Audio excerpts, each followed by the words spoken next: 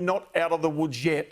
I spoke with Federal Treasurer Josh Frydenberg a few moments ago and began by asking whether the European Union's plans to ban exports of the COVID-19 vaccine jeopardised Australia's economic recovery. Well, Ross, I spoke to the Health Minister this morning, Greg Hunt, and he has said that we remain on track to receive the Pfizer vaccine in February and, subject to TGA approval, the AstraZeneca vaccine in March.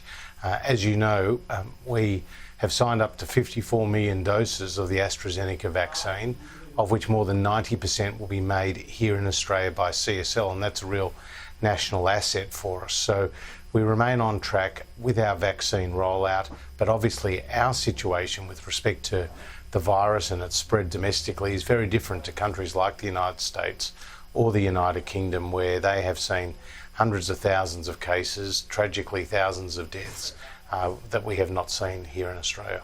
But the truth is, you don't want anything to derail the economic growth that is, forecast to come. And if there was a lack of vaccines, or indeed if there were outbreaks of coronavirus going into our winter season, again, that could potentially derail some of the forecasts that you've made. Well, Ross, the forecasts that we set out in last year's budget were based on a vaccine rollout across the country by the end of this year. And if anything, it's even looking a bit more positive than that. So let's wait and see what happens with the AstraZeneca TGA approval, but obviously subject to that and shipping, we're confident that we will continue to remain on track for our rollout.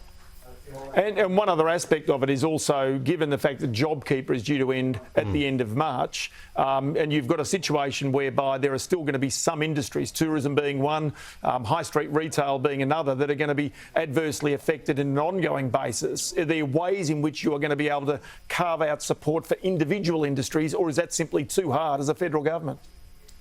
Well, there are sectors and regions who continue to do it tough, and the job is far from done. And there's a lot of uncertainty, as you say, with not just the vaccine rollout, but also the global economy more generally. The JobKeeper payment was always meant to be a targeted and a temporary payment. Initially, it was for 6 months, Ross. We extended it for another 6 months, and at its peak, it was supporting 3.6 million Australian workers and around 1 million businesses.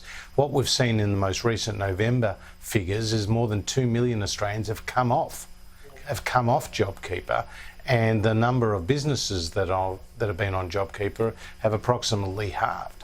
So there is a very positive story for the economy recovering. I've been meeting those business owners and their workers regularly over recent weeks, and was recently at Cotton On, which you would know as a big retailing business. They had 5,500 of their staff on JobKeeper, but they're no longer on JobKeeper, and they're feeling so confident about the economy that they've made an announcement to expand their distribution centre, which will lead to another 100 plus jobs, as well as jobs through the construction. It's that level of confidence that is coming back to those businesses that were on JobKeeper but have now graduated.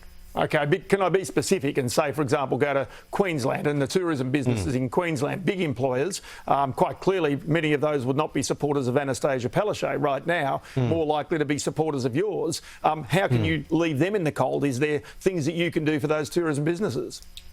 Well, Treasury's looking at that data for the tourism sector, so looking at the impacts that we're seeing, obviously, as a result of those international border closures, but also other pressures on their business.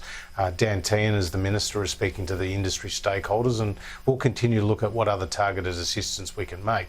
But in addition to those economy-wide supports, like JobKeeper, like the cash flow boost, like the JobMaker hiring credit, like the loss carry back measure, we've also had specific targeted measures to support the tourism sector. So the payments of more than $100 million to the travel agents, the sector support for the aviation industry, the support for everything from zoos to aquariums and other businesses, with the waiver of government fees and charges and other cash payments. So there's a lot we are doing to support the tourism sector, and we'll continue to watch it very closely. But to your very point, Ross, I did see Anastasia Palaszczuk cheekily suggest that we should extend JobKeeper for the tourism sector. I want to point out that the Morrison government has actually delivered more than 3 times as much money to Queenslanders than the Palaszczuk government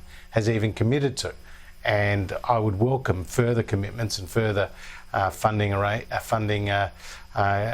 initiatives from the Palaszczuk government into the people of Queensland, because it's been the Morrison government that has done the bulk of the heavy lifting.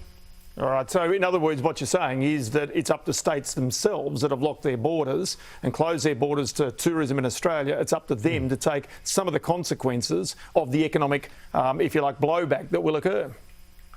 Well, the Morrison government will continue to assess what other targeted support for the tourism industry and indeed more broadly is required across the economy. It's not a set and forget. We're continually focusing on what is needed across the economy. But as you know, the border closures, decisions that have been taken by some state governments, have actually created some of these challenges. And Alan Joyce from Qantas told me that in the month of January he cancelled, and over the January period he cancelled 1,500 flights for Jetstar and Qantas. That's a cancellation of more than 200,000 bookings. That's more than $200 million that were going to go into Queensland. 1,500 flights into Queensland, Maroochydore, the Gold Coast, Cairns, Hamilton Island. These were passengers and visitors into the state of Queensland that weren't able to go following the decision around borders in late December by the Queensland government. Can I take you to another issue, and that is the Australian Securities and Investments Commission. The chairman, James Shipton, been exonerated of any wrongdoing as a result of the expenses incurred when he came into that job. You've also seen Dan Crennan, the head of enforcement, really the top cop on the beat, gone as a result of an expenses issue there as well. Again, exonerated. Is it embarrassing for you that these were the two people charged with, if you like, executing many of the issues of wrongdoing post the Royal Commission, and now you've got to start all over again? Well, as you say, there were no adverse findings by the in the Tom report into those related issues against either Mr Shipton or Mr Crennan, and that's very important to underline. Now, when it comes to Mr Shipton and Mr Crennan, both of those amounts of money in relation to accommodation expenses and taxation advice have been repaid. And Mr Shipton has served ASIC well and has been very committed for the 3 years he's been at the helm.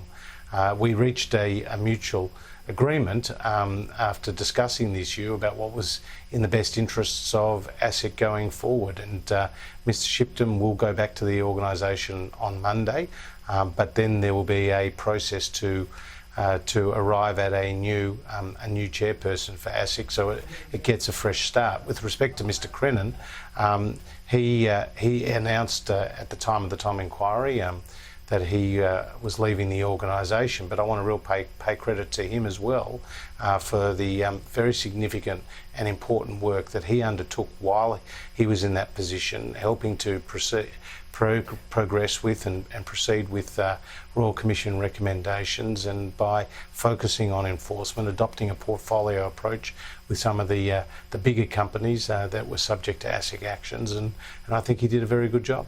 Just a final one for you, Treasurer. Should have the Australian Open tennis, and I know you from your past, you have been a very keen tennis follower, keen tennis player yourself, actually a very good tennis player yourself in your younger days. Should have the Australian Open tennis tournament happened here in Australia this year, given the risk of players and coronavirus coming in from some of the most sensitive spots on the planet? I did support the Australian Open going ahead, obviously subject to those very stringent health conditions, and I did notice the comments from the tennis players about the quality of their quarantine, and fortunately some of those calls and media posts have subsided as the days have gone past. But Australians love their tennis. It's not only a national event of significance, it's an international event of significance, and I think could have we lost, for example, could have we lost the Grand Slam if it had not gone ahead this year, do you believe, that Grand Slam status? Well, that's not what I've heard, but of course there's always parties and countries that are desperate to get such lucrative tournaments to their countries. But you know, this event, the Australian Open, is very well established in the Grand Slam calendar.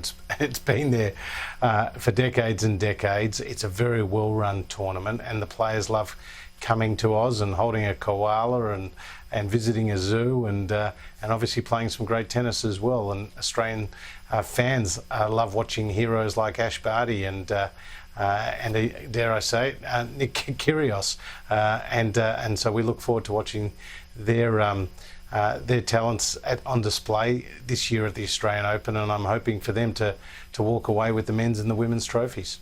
There you go. Treasurer Josh Frydenberg, I appreciate your time here on Business Weekend. We'll speak again. Thanks. All the best.